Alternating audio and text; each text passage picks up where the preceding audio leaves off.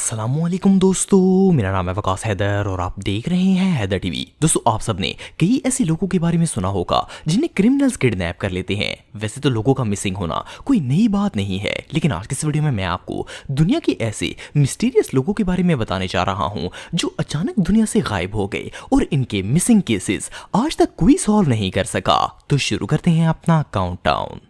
Trevor डेले। दोस्तों, ये जो शख्स आप दिख रहे हैं ये डबलिन के एक बैंक में काम करता था। 7 दिसंबर सन 2000 की रात ये अपने कॉलीग्स के साथ बैंक की तरफ से दी गई पार्टी अटेंड करने के लिए गया हुआ था। रात के 3:30 बजे जब पार्टी खत्म हुई तो बाहर काफी बारिश हो रही थी। सिर्फ इतना ही नहीं बल्कि उस दिन शहर के सारे टैक्सी ड्राइवर्स ने भी स्ट्राइक की हुई थी और कोई टैक्सी अवेलेबल नहीं थी, इसलिए ट्रेवर को कोई टैक्सी नहीं मिली। इवन इसके पास बारिश से बचने के लिए छतरी तक नहीं थी। एनीवे ये पैदल ही घर के लिए निकल पड़ा। जिस रास्ते से ट्रेवर ने गुजर कर जाना था उस जगह इसका बैंक भी आता था। इसने सोचा कि क्यों ना बैंक से अम्ब्रेला ही ले ली जाए। इसने अपने को वर्कर को कॉल की जो कि बैंक में सिक्योरिटी गार्ड था। ट्रेवर ने इसे बताया कि ये बैंक में आ रहा है। जब ये बैंक के गेट पर पहुंचा तो वहां ब्लैक कपड़ों में एक शख्स भी खड़ा था जो कि इसके पास आया और इससे बात करना शुरू कर दी। ये सारा मंजर बैंक के बाहर लगे सीसीटीवी कैमरे में रिकॉर्ड हो रहा था। ट्रेवर की बात करने के अंदाज से ऐसा लग रहा था जैसे वो इस शख्स से पहली बार मिल रहा है। एनीवे से बातचीत करके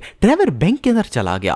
थोड़ी देर के बाद जब ये बाहर निकला तो इसके हाथ में अम्ब्रेला थी और ये अपने घर चला गया। इस पार्टी की अगली सुबह ट्रेवर बैंक ही नहीं आया। इसके कोवर्कर्स को लगा कि शायद पार्टी की थकान की वजह से इसने छुट्टी कर ली होगी, लेकिन ट्रेवर ने लगातार 3 दिन तक ना तो किसी से राब्ता किया और ना ही ये बैंक आया। जब मामले की इन्वेस्टिगेशन की गई तो पता चला कि ट्रेवर पिछले 3 दिन से लापता था। इसके दोस्तों ने फौरन पुलिस को इन्फॉर्म किया और पुलिस ने ट्रेवर को ढूंढना शुरू कर दिया, लेकिन ट्रेवर का कहीं भी पता नहीं चल रहा था। पुलिस ने बैंक से इसके घर तक के रास्ते में जितने भी सीसीटीवी कैमरे लगे थे इन सबको चेक किया। आखिरकार इन्हें ट्रेवर की कुछ और फुटेजेस मिल गई जिनमें वो 7 दिसंबर को बैंक से निकलने के बाद एक एटीएम में दाखिल हुआ था। और सिर्फ इतना ही नहीं बल्कि इस फुटेज में ट्रेवर के पीछे सेम वही ब्लैक कपड़ों वाला शख्स मौजूद था जो इससे बैंक के गेट पर बातें कर रहा था। लेकिन ये वो लास्ट वीडियो थी जिसमें ट्रेवर को देखा गया था। इसके बाद वो किसी को नजर नहीं आया। इवन पुलिस को ये तक पता नहीं चल सका कि इसका पीछा करने वाला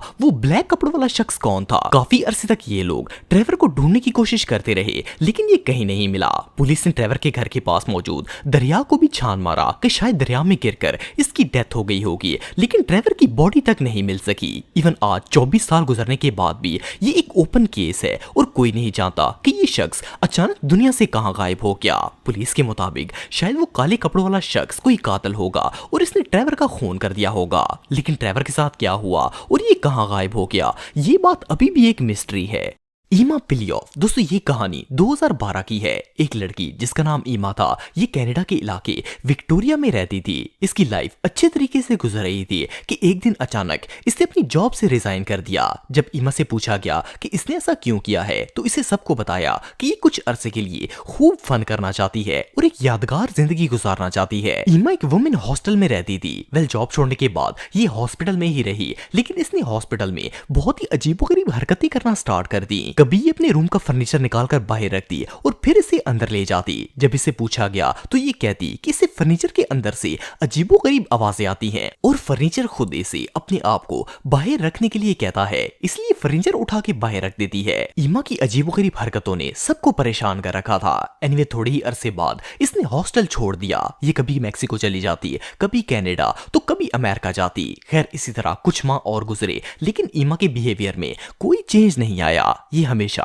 पुरस्कार सी हरकतें करती थी। इवन ये जो सीसीटीवी फुटेज आप देख रहे हैं इसमें ईमा एक बिल्डिंग में मौजूद है और इसके अंदर बाहर ऐसे चक्कर लगा रही है जैसे किसी से छुपने की कोशिश कर रही हो। जैसा कि आप वीडियो में देख सकते हैं कि ईमा कितनी कंफ्यूज और डरी हुई दिखाई दे रही है। 14 मिनट तक ये लड़की इसी बिल्डिंग के अंदर बाहर चक्कर काटती रही और फिर इस जगह से चली गई। इस फुटेज के 3 दिन बाद ईमा ने अपनी माँ को कॉल की जो कि कनाडा के इलाके ओंटारियो में रहती थी। इसने अपनी माँ से कहा कि वो घर वापस आना चाहती है। इसकी माँ ने इसे कहा कि वो 2 दिन के अंदर ही इसे लेने के लिए आ जाएगी, लेकिन इससे पहले कि ईमा की माँ इसे घर लेकर जाती ये लापता हो गई। वेलिस की मदर जब इसे लेने के लिए हॉस्टल पहुंची तो पता चला कि वो हॉस्टल छोड़कर जा चुकी है। जब ईमा कहीं नहीं मिली तो इसकी मदर ने पुलिस में रिपोर्ट लिखवा दी। पुलिस ने जब इन्वेस्टिगेशन की तो इन्हें हॉस्टल के पास वाले 7-Eleven स्टोर से ईमा की एक सीसीटीवी फुटेज मिल गई। इस फुटेज में ईमा स्टोर से $200 का प्रीपेड कार्ड बाय कर रही थी। इवन इस वीडियो में भी ये इस तरह बिहेव कर रही थी जैसे कोई इसका पीछा कर रहा है। ये बार बार स्टोर के दरवाजे की तरफ झांक कर देखती और इसे देखकर ऐसा लग रहा था जैसे ये शदीद डरी हुई है। सिर्फ इतना ही नहीं बल्कि पुलिस को विक्टोरिया होटल की पार्किंग में ईमा की गाड़ी भी मिल गई। गाड़ी में ईमा का पासपोर्ट, लैपटॉप, कपड़े और हर चीज मौजूद थी। ऐसा लग रहा था जैसे ये वापस अपने घर जाने के लिए तैयार है। लेकिन फिर अचानक ईमा कहां गायब हो गई ये बात कोई नहीं जानता। इवन इसकी मदर ने इसकी पोस्टर बनवाकर जगह जगह लगवाए और इसे ढूंढने वाले को $25,000 देने का ऐलान किया, लेकिन कोई फायदा नहीं हुआ। वेल, इस लड़की के साथ क्या हुआ और ये कहां वैनिश हो गई, इस केस को आज तक कोई सॉल्व नहीं कर सका। जिम्सन फैमिली, दोस्तों ये स्टोरी बॉबी और शर्लिन जिम्सन की है जो 2009 में ओक्लाहोमा के अंदर रहते थे। इनकी एक 6 साल की बेटी भी थी जो घर के पास मौजूद एक स्कूल में पढ़ती थी। बॉबी और शर्लिन की माली हालात काफी खराब थी जिस वजह से इन्हें चीजें मैनेज करने में काफी मुश्किल होती थी। बॉबी के पास कोई खास जॉब भी नहीं थी। आखिरकार इन्होंने अपने घर को छोड़ने का फैसला किया। शर्लिन ने अपनी बेटी के स्कूल से ट्रांसफर सर्टिफिकेट लिया और इन्होंने अपनी फैमिली और दोस्तों को बताया कि ये लोग रेड ऑक्स शिफ्ट हो रहे हैं ताकि एक नई जिंदगी की शुरुआत कर सकें। सबने इन्हें बेस्ट विशेस दी और ये अपना सामान पैक करके सफर पर रवाना हो गए। लेकिन इन दोनों हस्बैंड वाइफ ने ओक्लाहोमा से जाने के बाद पूरे 9 दिन तक ना तो किसी को फोन किया और ना ही किसी से राब्ता करके बताया कि ये लोग सेफली पहुंच गए हैं। खैर 9 दिन के बाद इसकी फैमिली वालों ने पुलिस में रिपोर्ट दर्ज करवा दी। लेकिन इससे पहले कि पुलिस इन्हें ढूंढना शुरू करती, पुलिस को 2 लोगों की कॉल रिसीव हुई जो कि हंटर्स थे। इनका कहना था कि इन्हें एक सुनसान सड़क पर अबेंडेड पिकअप ट्रक नजर आया है। पुलिस फौरन इसकी बताई हुई जगह पर पहुंची और जब इन्वेस्टिगेशन की गई तो पता चला कि ये गाड़ी जिम्सन फैमिली की थी। लेकिन गाड़ी के अंदर इस फैमिली के तीनों अफराद में से कोई भी मौजूद नहीं था। पुलिस ने जब गाड़ी की तलाशी ली तो इन्हें गाड़ी के अंदर से बॉबी और शर्लिन के मोबाइल्स, पासपोर्ट्स, वॉलेट्स और दवाइयों की खाली शीशियां भी पड़ी हुई नजर आई और इसके अलावा इसमें कैश पैसे भी पड़े हुए थे। सिर्फ इतना ही नहीं बल्कि पुलिस को गाड़ी से 11 सफ़ों का एक लेटर भी मिला जो कि शर्लिन की तरफ से बॉबी को लिखा गया था।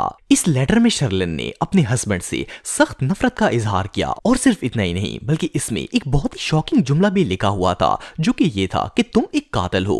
एनीवे पुलिस ने इस जगह का चप्पा चप्पा छान मारा लेकिन ये लोग कहीं नहीं मिले। फिर जब पुलिस बॉबी और शर्लिन के ओक्लाहोमा वाले घर की तलाशी लेने के लिए गई तो इन्हें मेन डोर पर लगे कैमरे में बहुत ही डिस्टर्बिंग वीडियोस नजर आई। इस फुटेज में शर्लिन और बॉबी बहुत ही अजीब तरीके से बिहेव कर रहे थे। ये दोनों कभी अपना सामान ट्रक के अंदर रखते और कभी इसे निकालकर वापस घर में ले जाते थे। 20 दफा इन्होंने सेम यही हरकत की और इवन इस पूरे टाइम में इन्होंने कई दफा अपने ड्रेसेस भी चेंज किए। ये इस फैमिली की लास्ट वीडियो थी। एनीवे 9 महीने तक पुलिस लगातार इस फैमिली को ढूंढने की कोशिश करती रही लेकिन इनका कुछ पता नहीं चल सका। फिर ये केस आहिस्ता आहिस्ता ठंडा पड़ गया। लेकिन 2013 में एक दिन पुलिस को कॉल आई जिसमें एक शख्स ने बताया कि इसे एक जगह की खुदाई करते वक्त 3 लोगों के ढांचे मिले हैं। जब पुलिस इस जगह पहुंची तो ये जगह उस जगह के काफी नजदीक थी जहां जिम्सन फैमिली लापता हुई थी और उस जगह के करीब पुलिस को इनका ट्रक भी मिला था। खैर वो स्केलेटन्स को लैब में ले गए और रिसर्च के बाद पता चला कि ये तीनों ढांचे बॉबी, शर्लिन और इनकी 6 साल की बेटी के थे। किसी ने इनका मर्डर करके इनकी लाशों को दफना दिया था और 4 साल के बाद अब इनकी सिर्फ हड्डियां ही बाकी बची थी। कोई नहीं जानता कि इस गरीब फैमिली के साथ क्या हुआ और वो कौन था जिसने इनकी 6 साल की मासूम बच्ची को भी नहीं छोड़ा बल्कि सबका ही मर्डर कर दिया। वैली अमेरिका के सबसे मिस्टीरियस अनसॉल्व्ड मर्डर केसेस में से एक है। तो दोस्तों आज के लिए बस इतना ही। उम्मीद आपको वीडियो पसंद आई होगी। अगर आप मुझे इंस्टाग्राम पे फॉलो करना चाहते हैं तो दी हैदर टीवी पे आप मुझे फॉलो कर सकते हैं।